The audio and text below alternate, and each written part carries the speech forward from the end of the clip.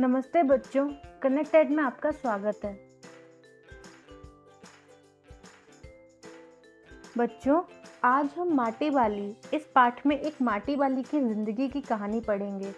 आज की कक्षा में हम निम्नलिखित चीजें सीखेंगे। माटी वाली की कहानी पढ़ेंगे, कहानी में आए नए शब्दों के अर्थ जानेंगे, कहानी पर पूछे गए प्रश्नों के उत्तर। आज के हमारे पाठ का शीर्षक है माटी वाली। प्रस्तुत कहानी के लेखक विद्यासागर नौटियाल जी हैं।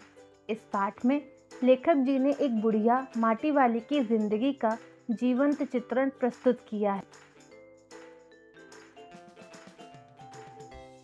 टिहरी शहर में माटी वाली को सभी लोग अच्छी तरह से जानते पहचानते थे।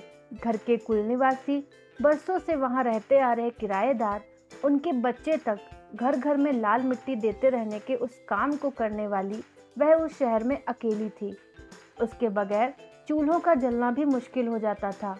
चूल्हे चौकों को लीपने के अलावा साल दो साल में मकान के कमरों, दीवारों की गोबरी लिपाई करने के लिए भी लाल माटी की जरूरत पड़ती रहती थी। शहर में आने वाले नए किराएदार भी एक बार अपने घर के आंगन में उसे देख लेते तो अपने आप माटी वाली के ग्राहक बन जाते थे। शहरवासी उससे कंटर को भी अच्छी तरह से पहचानते थे। रद्दी कपड़े को मोड़ कर बनाए गए एक गोल डिल्ले के ऊपर बिना ढक्कन का कनस्तर टिका रहता था।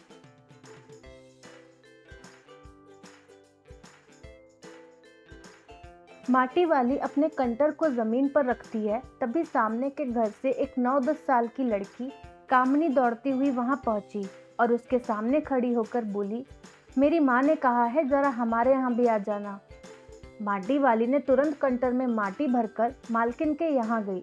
मालकिन के कहने पर कच्चे आंगन के कोने पर कंटर खाली कर दिया। मालकिन ने माटी वाली को कहा, तू बहुत भाग्यवान है, चाय के टाइम पर आई है हमारे घर, भाग्यवान आए खाते वक्त। ऐसा कहकर वह अपनी रसोई में से 2 रोटियां लेकर आई और माटी वाली को सौंपकर वापस रसोई में चली गई।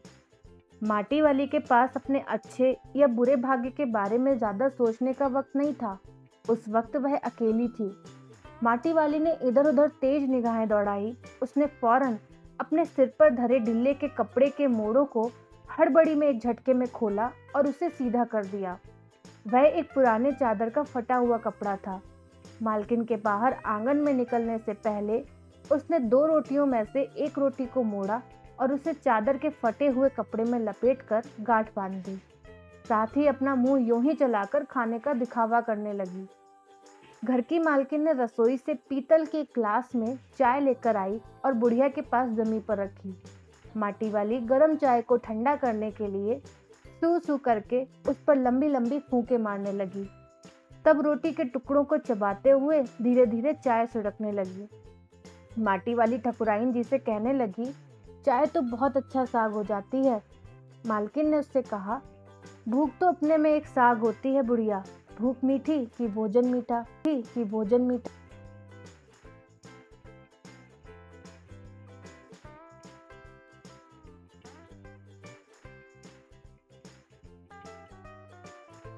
माटी वाली पीतल के गिलास देखकर मालकिन से कहने लगी कि तुमने अभी तक पीतल के गिलास संभाल कर रखे हैं, पूरे बाजार में किसी घर में अब नहीं मिल सकते ये गिलास।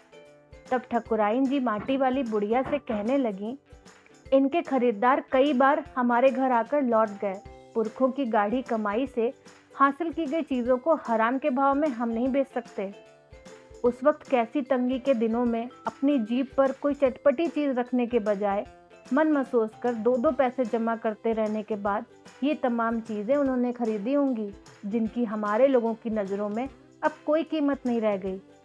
अब जिसके घर में जाओ वहां कांसे के बर्तन गायब होकर उसके अलावा स्टील, कांच और चीनी मिट्टी के बर्तन दिखाई देते हैं। मालकिन माटी वाली से बोलने लगी, अपनी चीज का मोह बहुत बुरा होता है। अब इस उम्र में इस शहर को छोड़कर हम जाएंगे कहाँ? ठकुराइन जी की सब बातें सुनकर माटी वाली बोलने लगी, जो जमीन जायदादों के मालिक है वे तो कहीं ना कहीं ठिकाने पर जाएंगे ही, पर वह सोचती है मेरा क्या होगा, मेरी तरफ देखने वाला तो कोई भी नहीं। ऐसा कहकर चाय खत्म होने के बाद वो वहां से निकलकर सामने के घर चली गई। सामने के घर में भी उसको कल हर हालत में मिट्टी ले जाने का आदेश मिला था। उसके साथ उसे 2 रोटियां भी मिल गई थीं। लोग तो उसे जानते ही थे कि वह वो रोटियां अपने बुड्ढे के लिए लेके जाएगी। घर पहुंचते वो रोटियां अपने बुड्ढे के हवाले कर देगी। रोटियों को देखते ही उसका चेहरा खिल उठेगा। साथ में ऐसा भी बोल देगी, साग तो कुछ नहीं है अभी। और तब उससे जवाब सुनाई देगा, भूख मीठी कि भोजन मीठा, ठीक कि भोजन मीठा।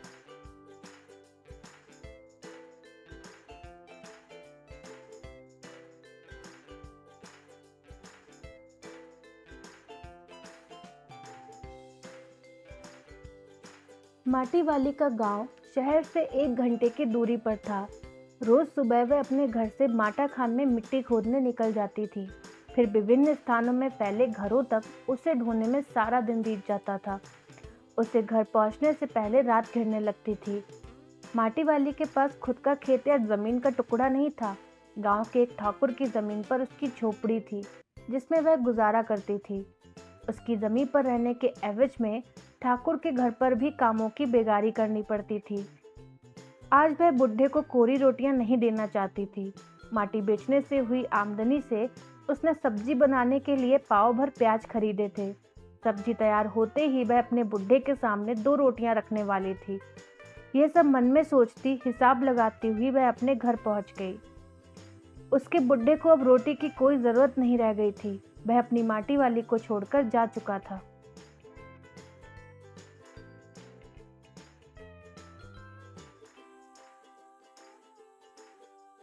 टिहरी गांव में टिहरी बांध पुनर्वास के साहब जब शहर में आए, तब माटी वाली से रहने की पूछताछ करने लगे और उससे तहसील से घर का प्रमाण पत्र लाने के लिए बोला। साहब को जमीन के कागज चाहिए थे। माटी वाली की जिंदगी माटा खान से माटी लाकर शहर के तमाम घरों में देते गुजर गई थी। माटा खान ही उसकी रोजी थी।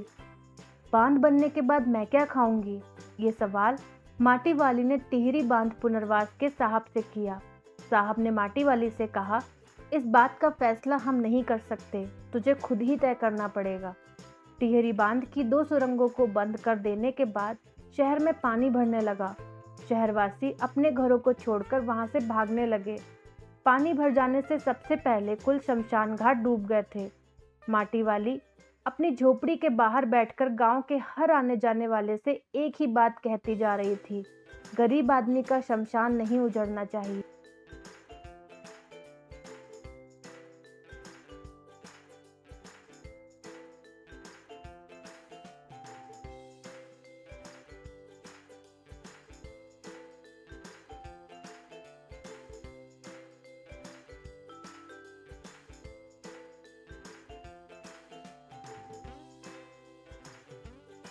पाठ से जुड़े कुछ कठिन शब्द और उनके अर्थ।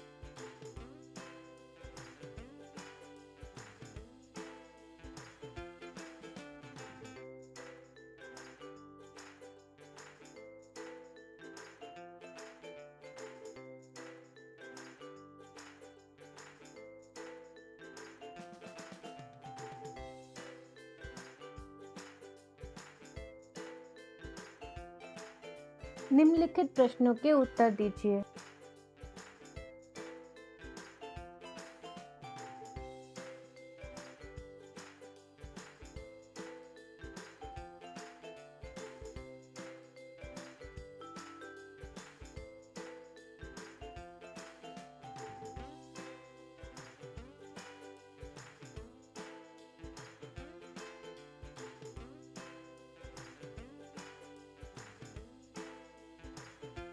ये रहे उन प्रश्नों के उत्तर।